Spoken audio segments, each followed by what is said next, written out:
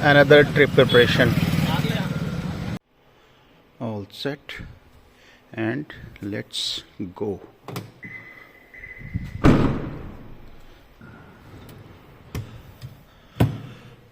जाने से पहले एक बार हवा ज़रूर चेक कर लेनी चाहिए गाड़ी में।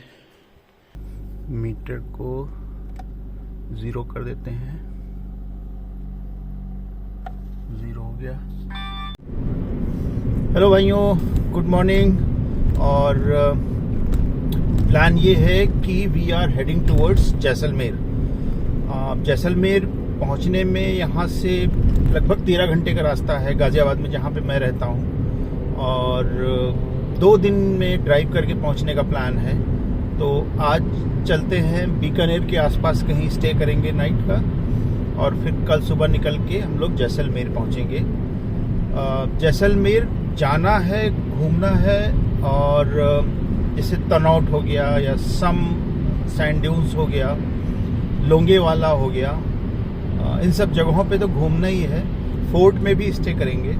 बट ये पूरी ट्रिप अभी प्रॉपरली प्लान्ड नहीं है, बस घर से निकल गया हूँ और जैसे जैसे चीज़ें आती जाएंगी वैसे वैसे हम लोग एक्सप्लोर करते रहेंगे। किले में रुकना है मेनली। इस बार का टारगेट ये है कि किले में रुकेंगे। ये दूसरी ट्रिप है मेरी। पहली ट्रिप काफ़ी पहले की थी और अनफॉर्चुनेटली हम लोग पूरा जैसलमेर का बाईपास लेके बाहर निकल आए, अंदर गए ही नहीं जैसलमेर सिटी के। तो इस बार टारगेट ये है कि जैसलमेर सिटी को एक्सप्लोर करेंगे और साथ में आसपास की जगहों में कुलधारा हो गया, वहाँ भी जाना है। इसके ऊपर मैंने काफ़ी स्टडी की है जैसलमेर के ऊपर, और जो टूरिस्टी प्लेस हैं वहाँ पे तो जाएंगे ही, बट जो नॉन टूरिस्टी प्लेस हैं और जो लेसर नोन प्लेसेस हैं वहाँ पे भी घूमने का प्लान है। सो ये है मोटा मोटा प्लान। अब जैसे जैसे एग्जीक्यूट होगा वैसे वैसे आपके सामने आता जाएगा। कोशिश करूंगा कि एक व्लॉग में आ जाए, बट मुश्किल लग रहा है क्योंकि 1 हफ्ते की ट्रिप है। आज संडे है, निकल रहा हूं, और अगले संडे की वापसी है। तो मुश्किल है कि एक व्लॉग में आया। हो सकता है 2 या 3 व्लॉग्स में मैं ये पूरा डालूं। सो ये इंट्रोडक्शन थोड़ा सा लंबा हो गया, बट बताना ज़रूरी था। So stay connected. सो यहाँ पे त्रिलोकीनाथ ढाबा है। अभी हम लोग हरियाणा में ही हैं, वैसे राजस्थान में इंटर नहीं किया है। यहाँ पे एक चाय ब्रेक के लिए रुके थे। रास्ते में काफ़ी कोहरा मिला,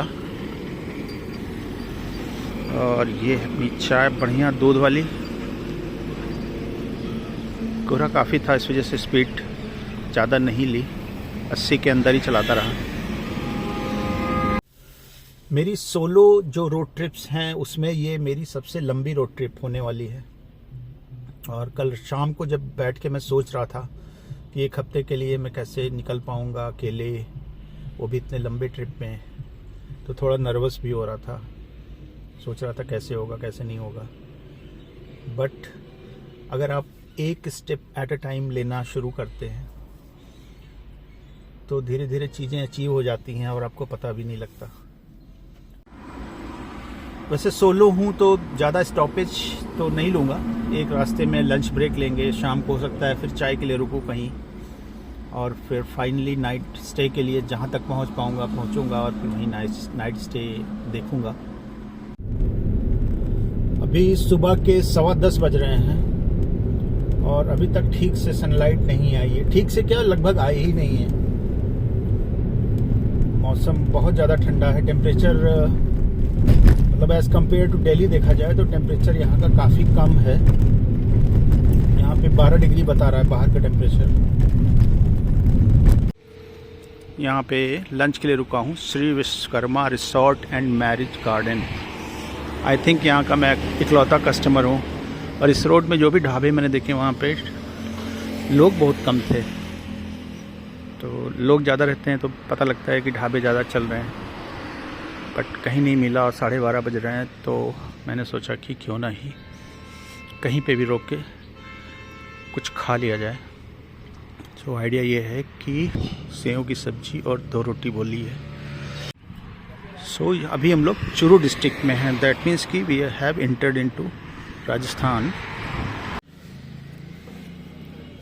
सो घी वाली रोटियां और सेव की सब्ज़ी आ गई और साथ में भैया ने सलाद भी दिया था, बट उसको मैं नहीं खा रहा हूँ, थोड़ा डर लग रहा है। ये दोनों तो ताज़ी गर्मा गर्म है, तो इसको उड़ाते हैं फिर आगे बढ़ते हैं, कुछ आपको अपडेट भी देते हैं साथ में।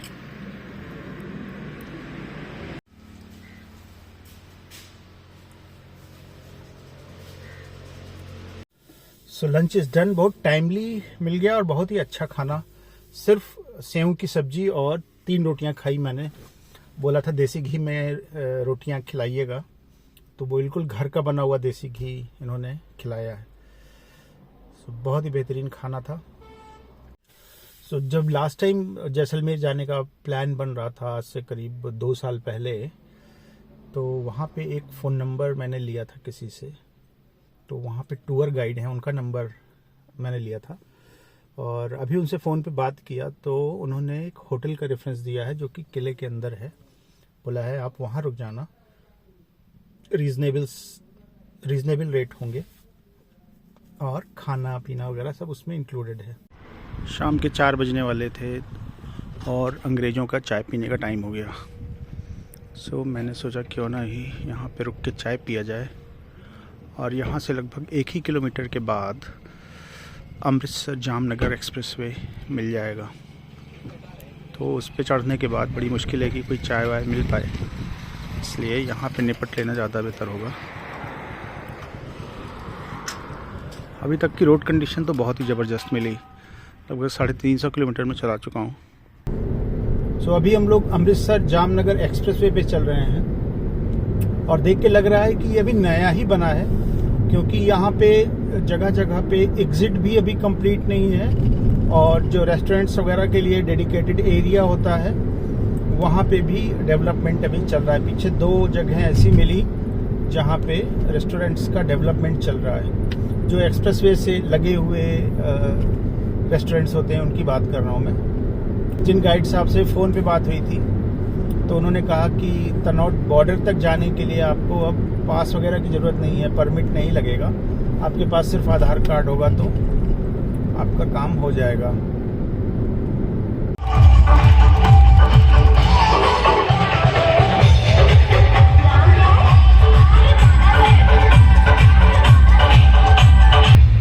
किसी की शादी हो रही है। सो ये जगह है नागौर, जहाँ पे आज हम लोग रुक रहे हैं और होटल का नाम है श्री करणी पैलेस। होटल का जो रूम है सिंगल के लिए 1000 रुपीज़ इन्होंने बोला है। सुबह 10 बजे का चेकआउट है, बट हम लोग जल्दी निकल जाएंगे ब्रेकफास्ट करके। चलता हूँ, आपको रूम दिखा देता हूँ। छोटा सा सिंपल सा रूम है। ये है अपना रूम 103।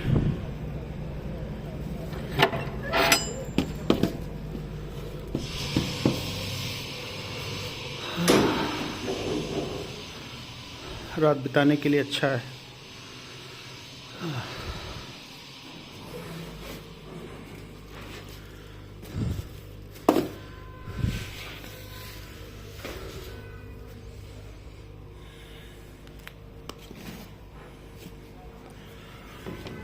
कभी भी होटल में आता हूँ तो मैं सबसे पहले उसका वॉशरूम चेक करता हूँ, यहाँ पानी की सप्लाई प्रॉपर है कि नहीं।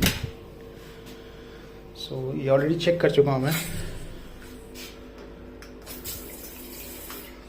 पानी की सप्लाई है।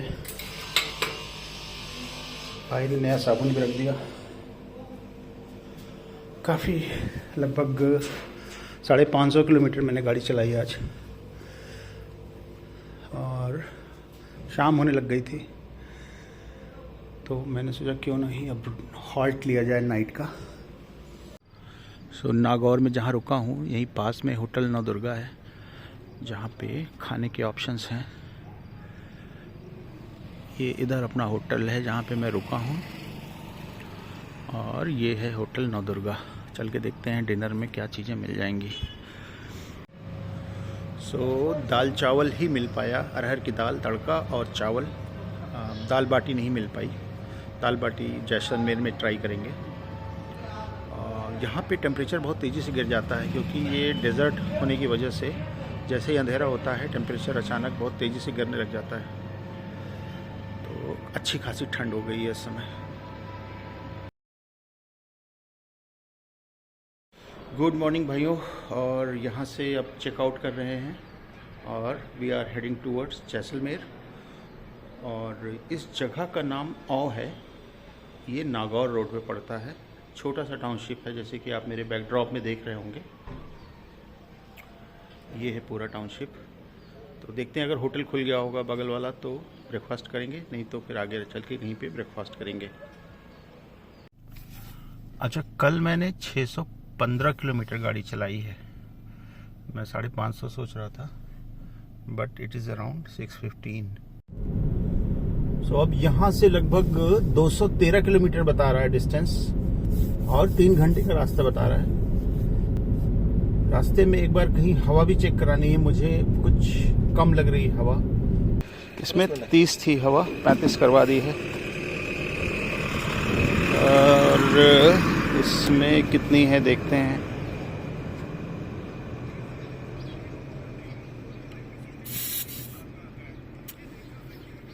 कितनी थी इसमें?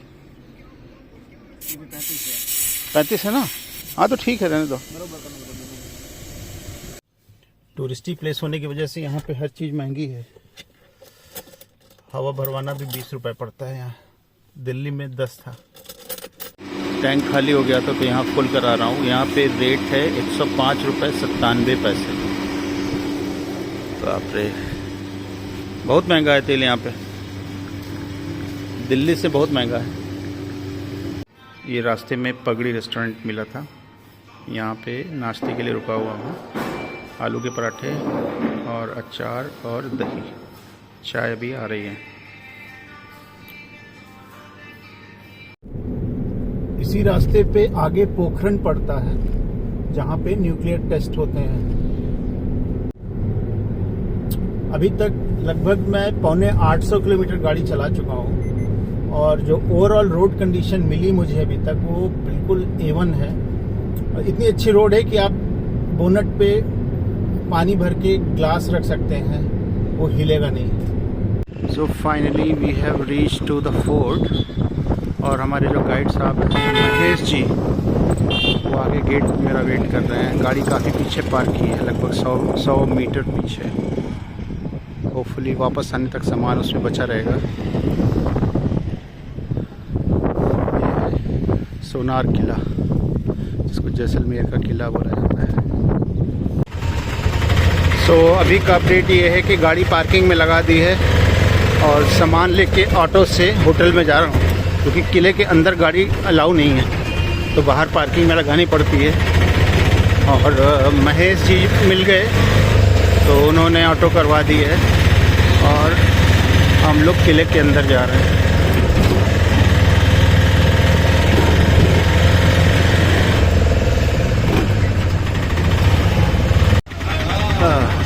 ये है किले का एंट्रेंस।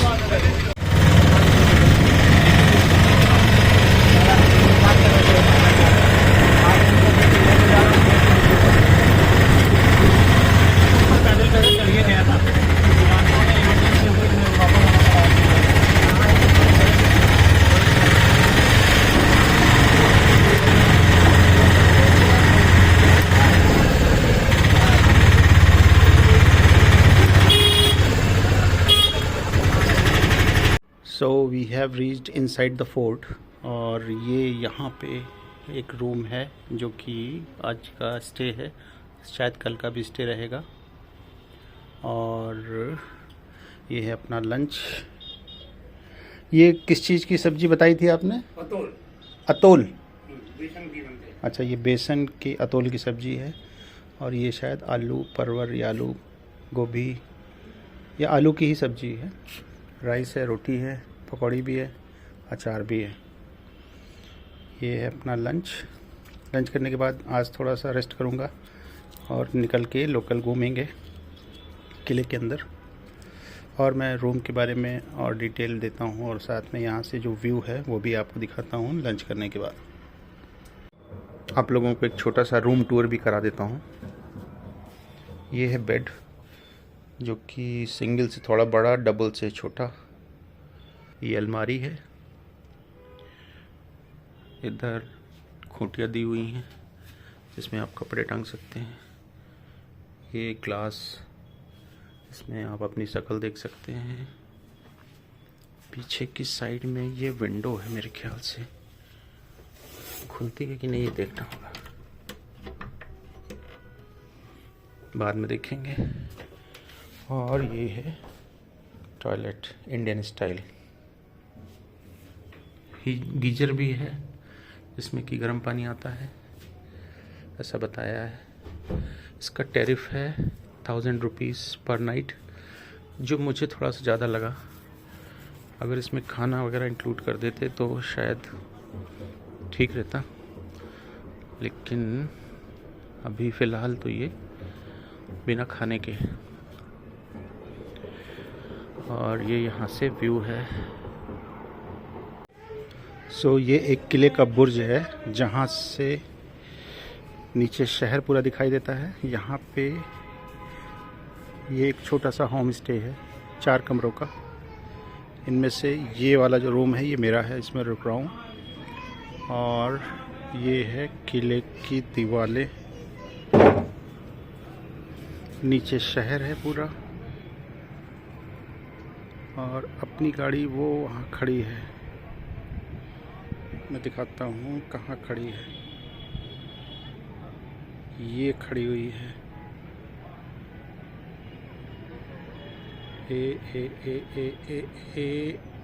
ये यहाँ पे। मेरी उंगली ज़्यादा बड़ी आ रही है। और ये है जैसलमेर शहर।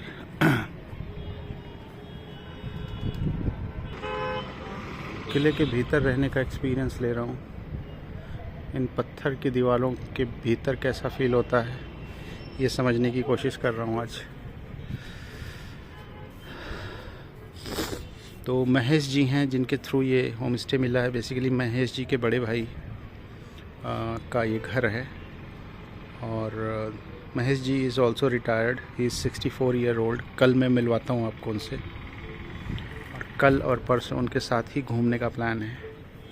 सो he will be helping me as a tour guide to find out places, know about places। तो मैंने जो नोट्स बनाए हैं उनको भी वैलिडेट करेंगे महेश जी के साथ में।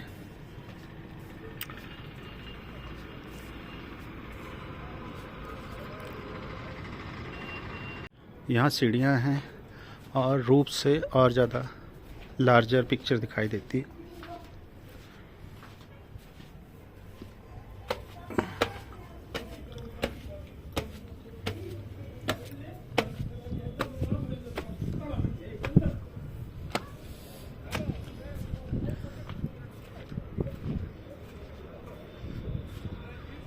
वहाँ पे एक कैनन रखी हुई है जो थोड़ी सी इसकी टेल दिखाई दे रही है। यहाँ काफ़ी टूरिस्ट आते हैं कैनन देखने के लिए। ये देखिए, दिख रही होगी। तो महेश जी ने बोला आप वहाँ जाके देख सकते हैं, जिसकी ज़रूरत मुझे लगती नहीं है, यहीं से दिख रही है।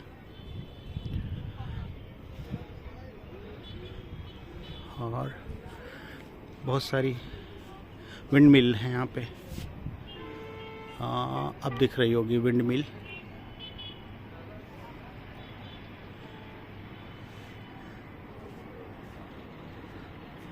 बहुत ही गजब का व्यू है यहाँ से। यहाँ अंदर जैन टेम्पल्स हैं, कुछ हवेलियाँ हैं खूबसूरत देखने लायक। सो जैसलमेर सच शहर जो है इसकी तो हिस्ट्री 1146 की है, बट इसके अराउंड के जो प्लेसेस हैं वहाँ की हिस्ट्री काफ़ी पुरानी है। और लगभग 800 AD उसके अराउंड यहाँ की हिस्ट्री शुरू होती है। उस टाइम पे ट्रेड रूट्स काफ़ी हद तक इंडिया में इस्टेब्लिश हो चुके थे। जैसे कि मंगोल्स ने चाइना से लेके और मेडिटेरेनियन तक सिल्क रूट इस्टेब्लिश किया था, उसी तरह इंडिया के अंदर भी ट्रेड रूट्स डेवलप होने लगे थे। इनफैक्ट 300 BC के आसपास सिल्क रूट इस्टेब्लिश हुआ था और 200 BC के आसपास इंडिया के जो ट्रेड रूट्स थे वाया दिल्ली, पाटलिपुत्र यानी पटना से होते हुए, कंधार होते हुए वो सिल्क रूट से कनेक्ट कर गए थे। 200 BCE की बात है ये। But Jaisalmer as such 800 AD के बाद धीरे धीरे पॉपुलर ट्रेड रूट में आने लग गया। और यहाँ पास में ही एक जगह है जिसको लुदरवा बोलते हैं, और वहाँ से कारवांस जाया करते थे। और वो Ludarva was a prominent trade post you can say, जहाँ पे ट्रेडर्स आते थे अक्रॉस द वर्ल्ड और ट्रेड होता था। ट्रेड जो होता था वो मेनली कपड़ों का, मसालों का और कीमती पत्थरों का या हीरों का कह लीजिए ट्रेड हुआ करता था मेनली यहाँ पे। और लुदरवा के जो राजा थे उनका नाम था राजा देवराज। तो देवराज ने पूरा यहाँ का ट्रेड कंट्रोल कर रखा था और प्रोटेक्शंस देते थे व्यापारियों को, और उनके यहाँ पे यानी कि लुदरवा में जाके लोग ट्रेड किया करते थे। बट वो ओपन मार्केट जैसा था और कोई भी जाता था वहाँ पे तो उसको सारी विजिबिलिटी मिलती रहती थी। इसकी वजह से क्या हुआ कि जब ट्रेडर्स यहाँ से निकलते थे तो उनको रास्ते में लोग लूट लिया करते थे। यही नहीं, लुदरवा इतना पॉपुलर हो गया था कि यहाँ के आसपास के जो राजपूत राजा थे जिनके बीच में राइवलरीज रहा करती थी, उन्होंने भी यहाँ पे कई बार अटैक किया। सो रावल देवराज के जो लड़के थे उनका नाम था रावल जैसल। उन्होंने इस पहाड़ी के ऊपर एक किला बनाने का सोचा, एक fortified kind of place where traders can come and do the business without worrying about being looted और attacked on the way.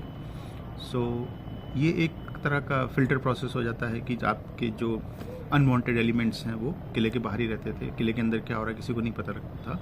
Traders यहाँ पे आते थे और अपना ट्रेड करते थे, फिर यहाँ से आगे कंटिन्यू करते थे। हालांकि उस ज़माने में जो ट्रेडर्स चला करते थे उनके साथ अच्छा खासा एक आर्म्ड टुकड़ी भी चला करती थी जस्ट फॉर द प्रोटेक्शन। और ऊँटों से खास करके यहाँ से ज़्यादा व्यापार हुआ करता था क्योंकि सारा कुछ डेजर्ट ही था। जैसलमेर सच ये यहाँ से सिंध से फिर कांधार से होते हुए ये मेडिटेरेनियन तक इसका कनेक्शन था। वहाँ तक के ट्रेडर्स यहाँ तक आके ट्रेड किया करते थे। जैसलमेर का जो पीक पीरियड था वो 8th सेंचुरी से लेके 12th सेंचुरी तक था। हालांकि 16th सेंचुरी तक यहाँ से अच्छा खासा ट्रेड होता रहा। बट 16th सेंचुरी के अराउंड क्या हुआ कि बहुत सारे सी रूट्स खोज लिए गए जिनके रास्ते व्यापार होने लगा। तो धीरे धीरे इसका इम्पोर्टेंस उतना नहीं रह गया, डिक्लाइन होने लगा। बाय लैंड ट्रेड होना ज़्यादा रिस्की होता था और टाइम टेकिंग था। सी से काफ़ी तेज़ी से व्यापार हो जाता था, कम्यूट काफ़ी तेज़ हो जाता था। तो इसकी वजह से सी रूट ज़्यादा पॉपुलर होने लगा और जैसलमेर का as a trade centre decline होने लग गया। फिर ट्रेन्स आ गई और भी बहुत सारी चीज़ें धीरे धीरे आ गई। तो Jaisalmer as such trade city फिर नहीं रह गया। यहाँ पे धीरे धीरे फिर ट्रेड की जगह पे यहाँ पे टूरिज़्म ने ले ली। टूरिज़्म की वजह से यहाँ पे इकोनॉमी का जो सपोर्ट मिलना चाहिए था वो टूरिज़्म के ऊपर डिपेंडेंट होने लग गया। और बाकी तो आज के समय में किले के अंदर रहने में थोड़ा सा डिफरेंट एक फील आती है कि you have become a part of a historical place for some time. And बाकी होटलों में रहना तो यहाँ रहिए, दिल्ली में रहिए, कोई ख़ास फ़र्क नहीं है। सारे शहर एक ही तरह से हो चुके हैं। बट किले के अंदर के रहने का एक फील थोड़ा सा एक दूसरे लेवल का कंफर्ट देता है और दूसरे लेवल का एक फील देता है, कह लीजिए। सो आज का ये दिन यहीं ख़त्म हो रहा है और डिनर करने जा रहा हूँ। कुछ ज़्यादा एक्सप्लोर किया नहीं, यहीं रहा, रूम पे ही रहा और फोर्ट के दीवार से बाहर देखता रहा। बहुत ही अच्छी शाम बीती यहाँ पे। सो डिनर टाइम, दाल सब्जी रोटी चावल एंड पापड़। इसको खाते हैं और आपको बताते हैं। सो डिनर इज़ डन। घर का खाना A1 और बता रहे थे भैया कि जो इन्होंने दाल यूज़ की, जो मूली यूज़ की, रोटी का जो आटा है, ये सब ये लोग खुद ही उगाते हैं, इनके अपने खेत हैं। और भी कुछ चीज़ें पता लगी मुझे, जैसे यहाँ पे जो ग्राउंड वाटर है वो 91 में खोजा गया था। सरस्वती का रिवर बेड यहाँ पे मिला था। तो पानी का एक यहाँ पे बहुत बड़ा स्रोत है ज़मीन के नीचे। वैसे जो ग्राउंड वाटर है यहाँ पे 400 फीट और 500 फीट के आसपास, डिपेंडिंग अपॉन कि आप कहाँ पे डिग कर रहे हो, ये इतना गहरा यहाँ पे वाटर लेवल है। आज के लिए इतना ही, कल मॉर्निंग में फिर मिलेंगे, तब तक के लिए बाय बाय।